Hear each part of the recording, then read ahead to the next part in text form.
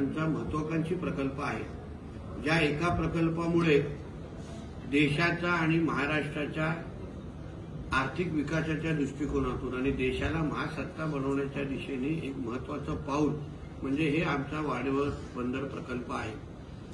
महाराष्ट्र सरकार म्हणून 26% वाटा ह्या वाढवण प्रकल्पामध्ये आमचा आहे आणि आमचे मुख्यमंत्री आदरणीय देवेंद्र फडणवीस साहेब सातत्याने ह्या प्रकल्पाच्या संदर्भात पाठपुरावा असो किंवा बैठका सातत्याने घेत आहेत।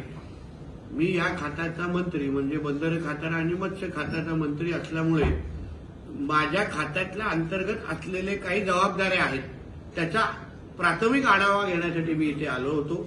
नेमकं बंदर खात्याअंतर्गत आमच्या खात्या माध्यमातून होणारी गुंतवणूक त्याची परिस्थिती काय आहे, त्याच्या अंतर्गत कुठली कुठली कामं जी दिली होती ती कामं कुठपर्यंत आलेली आहेत, त्यासाठी मी असो आमचे मॅरिटाईम बोर्डचे चेअरमॅन प्रदीपजी असो त्या संबंधित काही माहिती आम्ही लोकांनी मागितलेली आहे, ती माहिती आमच्याकडे देण्यात जाणार आहे। आमच्या मत्स्य खात्याअंतर्गत काही जबाबदाऱ्या आमच्याकडे आहेत, त्या जबाबदाऱ्या कुठपर्यंत आलेल्या आहेत, काही स्किल डेव्हलपमेंटचे कार्यक्रम सुरू होण्याच्या दृष्टिकोनातून काही माहिती मी मागितलेली आहे, त्याही संबंधित माहिती मला दिली जाणार आहे। आमचं म्हणणं आहे की मोठ्या प्रमाणामध्ये इथे रोजगार निर्माण होणार आहे, तो आमच्या स्थानिक मच्छीमारांच्या पर्यंत पोहोचला पाहिजे, त्यांच्याही मुलाबाळांपर्यंत ती नोकऱ्या पोहोचल्या पाहिजेत, त्यांचंही ट्रेनिंग झालं पाहिजे, जेणेकरून त्यांचीही भावी पिढी ही या प्रकल्पाच्या माध्यमातून स्वतःच्या पायावर उभी राहिली पाहिजे, आर्थिक सक्षम झाली पाहिजे। या बाबतीची माहिती ते संबंधित खातं माझ्याकडे आम्हाला माहिती देणार आहेत, त्या संबंधितचे कार्यक्रम आम्ही मग ठरवणार आहोत आणि मग इकडे वाढवण बंदराच्या माध्यमातून शेवटच्या व्यक्तीचा विकास आणि शेवटच्या व्यक्तीला आर्थिक सक्षम करण्याचं काम हे ह्या प्रकल्पाच्या माध्यमातून होणार आहे आणि त्याला आमचा हातभार लागावा, त्याला आमचा पाठपुरावा असावा। आमचं खातं म्हणून माझी काय मदत त्यांना लागणार आहे खात्याचा मंत्री म्हणून ती सगळी माहिती घेण्यासाठी मी ही प्राथमिक बैठक आज घेतलेली आहे। सर, या बंदराला काही स्थानिक मच्छीमारांचा किंवा स्थानिक भूमिपुत्रांचा विरोध आहे, तो कसा क्षमवला? शेवटी काय आता जी माहिती मला संबंधित पोलीस खात्याने दिली आणि अगोदर संबंधित अधिकाऱ्यांनी दिली, जवळपास 7 बैठका झालेल्या होत्या। आता तरीही काही त्यांचे प्रश्न मनात आहेत, काही विरोध आहेत। स्थानिक आमचे लोकप्रतिनिधी आमचे गावित जे आहेत, आमचे अन्य लोकप्रतिनिधी आहेत, मग खासदार साहेब आमचे आहेत, सगळ्या जणांना एकत्र घेऊन त्यांना विश्वासात घेऊन त्यांचे म्हणणं ऐकलं पाहिजे। त्यांच्या काही मनात भीती आहेत, नोकऱ्यांसंदर्भात असो, इकडे सुरक्षेच्या संदर्भात असो, तर सगळ्या बाबतीमध्ये लवकरच त्यांच्याबरोबर बैठक आम्ही घेणार आहोत।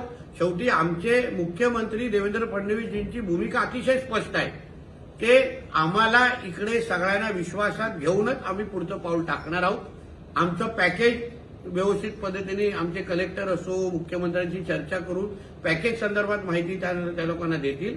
कोणालाही नाखुश ठेवून कोणाच्याही मनाच्या विरोधात पुढचं पाऊल टाकण्याची आमची तयारी नाही, म्हणून त्या सगळ्यांना विश्वासात घेऊनच आता आमचे एवढे आमदार निवडून आलेले आहेत महायुतीचे, आहे की नाही, खासदार आमच्या विचारांचे आहेत, सगळ्यांना विश्वासात घेऊन आम्ही पुढे जाणार। सर, डहाणू वाढवण हा मच्छीमारीचा हब आहे, मोठ्या प्रमाणात जे बोट मालक आहेत त्यांचं उत्पन्न साधारणतः 50 लाख ते 1 कोटीच्या घरात काही मच्छीमारांचं आहे, त्यांना काही कंपन्सेशन आहे ते कमी देणार आहेत असं त्यांना माहिती पडल्यामुळे ते आंदोलनाच्या तयारी आहेत। नेमकं हे आंदोलन कसं सामावणार? बघा, गैरसमज पसरवण्याचे मोठ्या पद्धतीने कार्यक्रम चालू आहेत। आता त्यांचं उत्पन्न जे आहे ते कमी करून कोण प्रकल्प पूर्ण करणार का? आमचे मुख्यमंत्री देवेंद्र फडणवीस साहेब तर त्या मानसिकते नाही, तयारीचे पण नाही।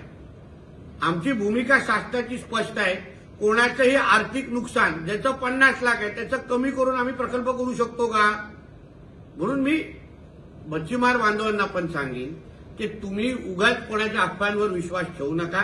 आमचे कलेक्टर आहेत, सगळे संबंधित अधिकारी आहेत, मंत्री म्हणून स्वतः मी आहे, पालकमंत्री स्वतः आमचे गणेश नाईक साहेब आहेत आणि मुख्यमंत्री साहेब आहेत। आम्ही तुमच्या बाजूने आहोत, तुम्हाला ताकद देण्यासाठी आहोत। कोणाचंही आर्थिक नुकसान करून हा प्रकल्प पूर्ण होणार नाही आणि करण्याची इच्छा पण कोणाची नाही, म्हणून कोणाच्याही अफवावर विश्वास ठेवू नका। आमची योग्य पद्धतीने माहिती तुम्हाला दिली जाईल। आता तुम्ही जेवढं कमवताय त्यापेक्षाही दुप्पट कमवाल, एवढी भूमिका शासनाची आहे। तुमचा इन्कम दुप्पट करूनच आम्ही हा प्रकल्प पुढे घेऊन जाणार आहे. एवढी स्पष्ट भूमिका आमची शासनाची आहे. म्हणजे वाढवणसाठी स्पेशल कंपन्सेशन पॅकेज, बरोबर आहे ना, तयार करण्याची भूमिका आमच्या मुख्यमंत्री साहेबांची आहे. तशी भूमिका पण आमच्या कलेक्टरांनी तिथे मांडलेली आहे. म्हणून भीती कसली आहे? म्हणून ज्यांची उगाच आमच्या मच्छीमार बांधवांना त्यांच्यामध्ये गैरसमज पसरवण्यासाठी कुठली अगर कोण काम करत असेल त्याच्यावर विश्वास ठेवू नये, एवढं महाराष्ट्र सरकारचा मंत्री म्हणून मी माझ्या मच्छीमार बांधवांना देईन. सर, माझ्या विरोधात आंदोलन करता मात्र कोरटकर आणि सोलापूरकर यांच्या विरोधात भाजप फलकी लावत नाही, त्याच्यामुळे छत्रपतींचं नाही, ह्या संबंधित वाढवण संदर्भात आपले काही प्रश्न आहेत का? त्यासाठी पाहिजे संध्याकाळ परत दुपारी दुसरा दिवस मी तुम्हाला ठरवून देतो. पण ह्या वाढवण संदर्भात मी ज्या संदर्भात मी इथे बैठक घेण्यासाठी आलेलो आहे त्या संदर्भात काही प्रश्न असतील तर निश्चित विचारा. सर जे पत्रकार परिषदेला वेळ देतो. वाढवण बंदर होत आहे याची अलाइनमेंट आहे, रोड अलाइनमेंट. ह्या रोड अलाइनमेंटमध्ये आता बोगस घरपट्ट्या, बोगस छप्पर उभारणी आणि बोगस झाडं लागवड होत आहे. नेमकी काय याच्यामध्ये तक्रारी असतील तर आमच्या कलेक्टरकडे आणून द्या ना तुम्ही. अशा काही बोगस आणि चुकीचं अनधिकृत काय काम असेल तर कलेक्टरांकडे आणि संबंधित खात्याकडे येऊन अधिकृत तक्रार द्या. त्या संबंधित आमचे कलेक्टर त्याच्यावर काम करतील. या संबंधित आहे का? पत्रकार आहात का तुम्ही? नाही, पत्रकार परिषद संपल्यानंतर बोला आमच्याशी. मी कुठे पळतोय का? सर, काही दलाल आणि अधिकाऱ्यांच्या संगनमताने जमिनीचे मोठ्या प्रमाणात व्यवहार होत आहे, त्याबद्दल काय सांगा? तुमच्याकडे एवढी अगर चांगली माहिती असेल तर तक्रार द्या. तक्रार होऊन द्या ना त्या संबंधित. वृत्तपत्रांमध्ये काम होत असेल. वृत्तपत्रांमध्ये बातम्याही तशा आलेल्या आहेत सर. हो, तो वृत्तपत्राचे जे सो कॉल्ड सोर्सेस आहेत त्या सोर्सेसकडून अगर त्यांना अधिकृत लिखित तक्रार द्यायला सांगा, आम्ही त्याच्यावर कारवाई करतो. बघा, जोपर्यंत लिखित तक्रार येत नाही, ऑफिशियल तक्रार येत नाही, आम्ही कारवाई करू शकतो का? करू शकतो का? लिखित तक्रार द्यायला सांगा. त्याच्यात तुमचा पण खप वाढेल, टीआरपी पण वाढेल. दोन राजकीय प्रश्न. सर, राजकीय ऑफिशियल